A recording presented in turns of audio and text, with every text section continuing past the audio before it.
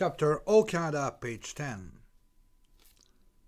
Okay, if you are looking at the PDF file, you'll see something, a picture. But what's going on? Right now, I am opening a parenthesis, you know the two brackets there? PARENTHESIS dot, a parenthesis. We are Monday, September 5th, 2016. I am currently in Saint-Rose-du-Nord, Saguenay, Quebec. This will be my second writing residence. Well, yes, I'm sorry, I'm eating some cheese. Well, yes, I ate some cheese in between takes. Well, yes, I moved at my friend Max and Caro, reference chapter, Guess Hitchhikers, and their little daughter Florence home. I will be here until October 21st. October 28th will be the cute little Florence first birthday. My goal here is to write 90% of this chapter down, so the O Canada chapter. Discipline. I will need a lot of it, mostly after a summer of working at different events such as, and mostly volunteer, Festival de la Chanson Tadoussac, Village de Chansons de Petite-Vallée, and finally Défi Kayak Challenge, Montreal, Quebec. My moving official picture to my fall writing resident and my friend Max and Caro and little Florence home in Saint-Rose-du-Nord, Saguenay, Quebec, 2nd of September 2016 at 1500. Now you see me with a sign saying Saint-Rose-du-Nord beside a ashtray, because now it's like 2,000 million miles away from anything. A post, an old truck sign, garbage can like in wood and everything. In the background you get a nice little sailboat advertising a restaurant called Le Bateau. The picture kindly offered by Mireille Pinault, co-owner with her life partner François Bouchard of the marvelous restaurant Le Bateau, which means the boat. Telephone number 418-235-4427, toll free 1-866-212-4427. 246 Rue des Forgerons, Forgerons. I mean, the blacksmith. Well, it's the street of blacksmiths. So I guess a long time ago, all the blacksmiths were down this way. Tadoussac, Quebec, P.O. Box 127, GOT2AO. Email. Resto Le Bateau, RESTOLEBATAAU @gmail.com. Website www.restolebateau, so RESTOLEBATAU.com. And you get me with a picture of smiling away, man. I'm hitchhiking to go finish write this chapter. Oh, page 11. What we got there? Ooh, got a whole bunch of people here. This is the official picture of the Kayak Challenge Day 0 on August 17, 2016 in Montreal. Kayak is like a kayak, and a challenge was a challenge. Volunteers and Oxygen event organizing company, Oxygen, staff official picture. And then below that, you get two other pictures. Me and this woman, and me with two women. You know me. I work for free, but beautiful compensation. August 21st, Beauport Beach Kayak and Human Challenge is a success. My two direct boss on the one side there, that girl and me there, having our thumbs up. Erica Scott Giasson and I. The other one, two girls with thumbs up and me. Audrey Stevenson, Erica and I. Now back to our regular schedule, so on November 7th, 2014. Once again, I'm taking a break from the road. In my younger days, I would hitchhike many days and then 1 or 2 days break. But now, after 2-3 days on the road, I grant myself a few days break. I'm getting old, I think. It's not because that I am taking a break that I will do nothing at all. Now, let's not forget, I'm in Lambie in the bush. To the contrary, during this wonderful long weekend at my friends Mireille and Mark, I had the pleasure to meet Mireille's son, Phil, and two of her grandchild, Olivia, Phil's daughter, and Roberto, the son of Sandra, Mireille's daughter, living in Calgary. The three of them were visiting, so Phil, Olivia, and Roberto. During my stay at my friend's, I did something that I never done before, which was to help butcher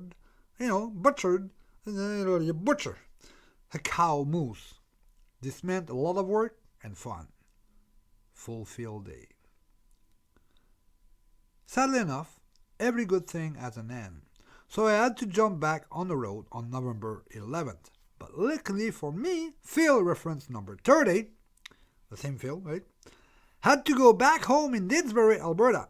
In the morning, after a copious breakfast and the usual goodbyes to Mark and Mireille, I got in with Phil, Olivia, and Roberto.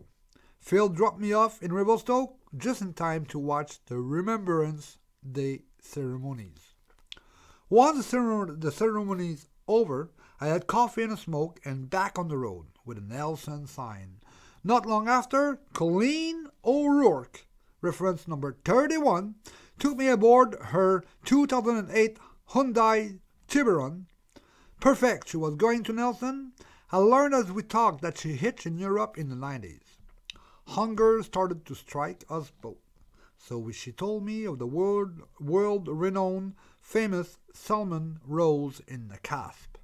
But alas, they didn't sell them anymore. Another thing of the past. So we decided to keep on going to our destination. Once in Nelson, we had supper together at the Nelson dinner. After supper, we each went our own way. I went to a convenience store where I met one of my long-time lady friends. She gave me the phone number of a couple of friends, Scott and Heather, residing now in Nelson. I called the number and left the message saying that I would call them back the day after. Bedtime was ringing, so I found a spot to sleep under the stars in a park. When I woke up, the night having been a little chill, I realized that we were in November, and that more than likely that I will have to get myself a much warmer sleeping bag for the remaining of my Canadian tour. After breakfast, I found the Salvation Army open, offering coffee and others. I had coffee, but I was already too full for the others. There were also a second-hand store there, so I took this occasion to find myself some more wintry stuff like a toque, scarf, glove, and a little thicker sleeping bag. In fact, it was a pretty good sleeping bag, pretty big.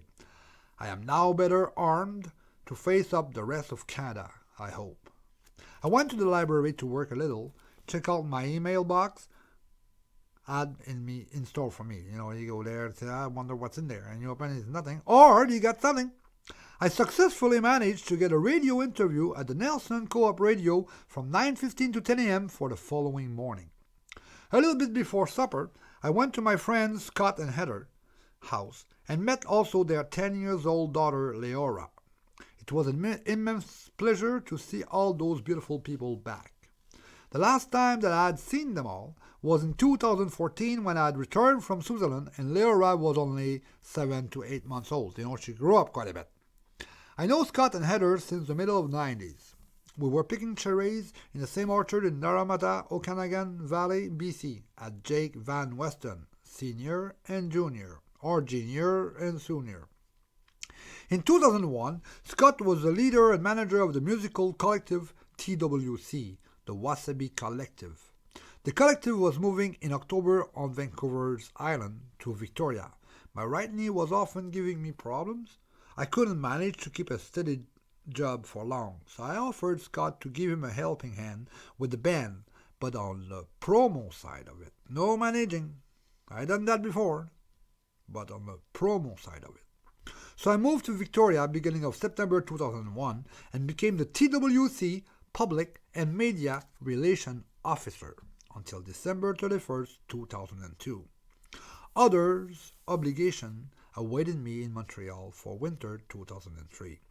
I get a little further down this chapter about that journey. After supper, Scott showed me on his computer some of his new musical and video projects. We talked about a bunch of things, some of the past, of the present, and the possible future. In bed early and up early too, everybody had busy schedules. After kisses and a handshake, I left my friend straight for the co-op radio. The radio interview was quite funny. My last radio interview went a few years back. It took me a little bit to get back into the rhythm of it. After the interview, I went for coffee and made a Revelstoke sign at the Nelson Co-op grocery store. As I was still sitting down, I had just put my sign on the top of my backpack, when a man entering the store said, "Wait there, you got a ride." Now, I'd like to excuse myself, but I just came back from Vancouver. No, I didn't go to Vancouver. I did this 3 weeks hiking. I came back to record this. I printed a bunch of stuff, and now that I'm recording, tomorrow I'm gone. I noticed that page 14 in English is missing. So we'll kind of translate it from French. And I guess sometime in January I'll record this section and we'll get the proper... we'll let you know.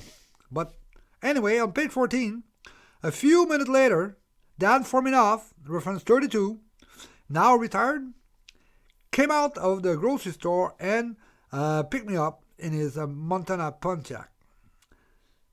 From Russian descent, Dukabar, his first ancestor arrived in Canada in the era around 1850.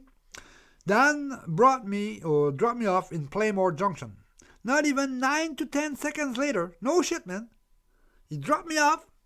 I put my backpack, I turned around, and somebody stopped. That's it. I got out of the car, put my backpack, turned around, there's a car. A 1991 Jeep Cherokee stopped.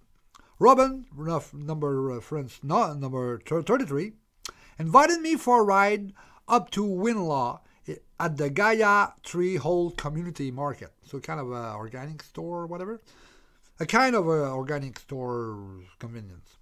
Not long after, George, reference 34, picked me up. He hitchhiked from one end to the other end of Canada. George, now retired, was a supervisor in industrial safety. He dropped me off in Slocan. Well, definitely it works pretty good hitchhiking around this area. Few minutes later, Richard James, reference 35, offered me a ride up to Silverton. He's also retired. He was a school custodian. Custodian, the guy that cleans around and make sure everything is fine, everything. Custodian. With a smile, he told me that now he just had fun. When he immigrated to Canada from England in 1971, he was a 20-year-old student. As soon as he got out of the airport, he started hitchhiking west. Like the expression say, go west, young man. Like, you get out of the plane, get out of the airport, and let's go the other way. Before they're dropping me off, he informed me that he was going to do a little job for a lady friend of his. And once it will be done, if I was still there, they will give me, pick me up again and give me, brought me a little further. I told him perfect. And if it was the case, that it will appear twice in my book. In the mountain, the sun disappeared quite early. At 15:17, it started to get a little dark. I mean, the sun was kind of hiding. At 15:56, so 39 minutes later, when Richard Jane, reference 36, thing promised, thing do, reappeared, he picked me up again. I told him, haha, you wanted to be twice in the book. He dropped me off at the end of New Denver around 4:30. In fact, it's written 16:31. It started to be very dark. 5 minutes later, a man, reference 37, brought me to Roseberry. It's dark and start to be a little chill. We don't hang around here for no reason. Don't fuck around here. I put my safety vest and my headlamp, and we're climbing that hill. After 2 kilometers of climbing, Mike Lesnick, reference 38, was coming down the other side of the road. Saw me, did a U-turn, and brought me to hill. to Hills. He only hitchhiked once before when his car broke down.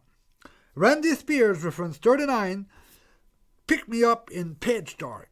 He hitchhiked in Asia, South America, but doesn't hitch anymore. He dropped me off at the Esso in a Casp.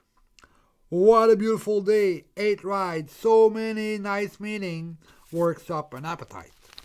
So, it should be like this about.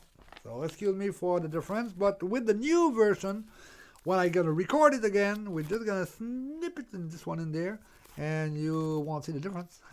Almost. Chapter O Canada, page 15. We're back to the track now. Right at the end of the Esso parking lot stood a great big sign with the Galena Bay Ferry schedule. There was a crossing left for the day, so I decided to try to hitch again. But I gave up after a half hour. Almost no traffic, and I started to be really hungry. At the Esso station, I inquired about supper. The kitchen in the Casp Hotel should be still open, but would close pretty soon. So I got my butt in gear for the hotel. I arrived there 15 minutes before the kitchen closed. I just had the time to order my food and ate in the lobby. Once my belly full, I went back to the Esso and asked what time they open in the morning. I looked and found a sleeping spot not far behind the ferry sign. I inserted my fleece blanket in my small high-tech sleeping bag and all of that into my newly acquired at the Nelson Salvation Army much thicker sleeping bag. Yeah, tonight I won't be chill. Wow, for not being chill, I definitely wasn't. That's for a fact. In the middle of the night, I had to open up my bigger sleeping bag. I was just too hot. In the morning, I woke up at 6:30, had a smoke, and finally went for coffee and washrooms before starting my hitchhiking day. I got in position by 7:30, and at 8:30, so about an hour, David Burgess, reference number 40, former hitchhiker himself, took me aboard his Ford pickup truck. But he had to let me go half a kilometer before the ferry line started, so he wouldn't draw the supervisor's attention. David was a ferry traffic controller, so he's not just kind of drive me down the road and bypass everybody, and he's not supposed to anyway. Once aboard the ferry, I posted myself in front of it. I put my backpack against the guardrail with my Revelstoke sign in plain view, just in front. It's about like 15 cars, so they see you. It's not like he see you. During the crossing, a man came to talk to me. Bill ATA, reference 41, offered me a direct ride to Revelstoke. But before I could sit up front is a T100 Toyota pickup truck, he had to bring out Rusty. He's very nice and gentle, 5 to 6 years old, yellow Labrador, and put it in the pickup rear cab. Excuse myself to Rusty for my intrusion by petting his sides. Bill, a Folkier ferry operator, was going to Calgary, but he didn't want Rusty to be stuck in the back cab for such a long trip. No problem with me. I understood quite well. I wouldn't want to be stuck in that box for such a long time either. We stopped somewhere for a stretch. Rusty had a good run, and us a smoke. Once we got in Revelstoke, Bill and Rusty left for Vancouver, and I went to drink coffee at Tim. Okay, now it's 9:50, still quite early, like 9:50 in the morning. So I took my sweet time at Tim Horton. Finally, at 11:55, like 2 hours and 5 minutes, I left. I slept outside, man. Give me a break here. But not outside. Oh, yes, not even my tent, just like that. I left him, but what do I see? There's another hitchhiker with a great big sign standing at my favorite hitchhiking spot in Revelstoke. He looked a little discouraged. So I went to see him, and as I was getting closer, I read what his big great sign said. I am from Welch. I'll explain on the way. Big sign, big letter, it's like I don't know, what was the name again? Romeo and Juliet, Shakespeare. Almost some Shakespeare stuff. I asked him, is it the first time that you're hitchhiking in Canada? Yes, he answered. I explained him that people didn't have the time to read the whole text. You only got 110, man. What the fuck? I inquired about his destination. He replied Golden. I told him that I would do a sign for him, saying only Golden, which I did and gave him. I went for another coffee, but this time at a Subway restaurant. This one was a little closer to the road. I sat inside the restaurant, closed the window so I could watch my competitor. At 12:36, he was gonzo. I hurried back to my hitchhiking spot before some other kind of competition might show up. At 13:30, a vehicle stopped. So, 54 minutes. It's beautiful. You never been to Revelstoke? Beauty in the mountain, man. It's beautiful. You just admire everything. In his 2005 Liberty Jeep, Joseph White, reference 42, was going to Golden. Joseph was a bush work camp setup and take-down technician. Having never himself hitchhiked yet, but being from and still living in Penticton, Okanagan Valley, he always made a point of honor to pick up hitchhikers. With all the male and female fruit pickers around, he has more than enough to choose from. When I asked him of all the hitchhikers that he had picked up so far, if there was one that did stand out, with a kind of stars in his eyes, he answered, "Oh, Adrienne." Like a Rocky. Adrienne. Of all the ones that he ever picked up, Adrienne from Montreal was the one that from whom exuded the most positive, traveling, free-flowing energy. I resume it to him, saying, "Your Adrienne from Montreal had an amazing aura." Joseph and I said our goodbyes by 1500 in Golden. Once in Golden, it took a little while before I got someone, but just before darkness, Will, reference 43, ski guide and instructor, had hitchhiked a lot in Canada and the United States. At 1921, he deposited me in Kenmore. I spent in Kenmore quite an amazing evening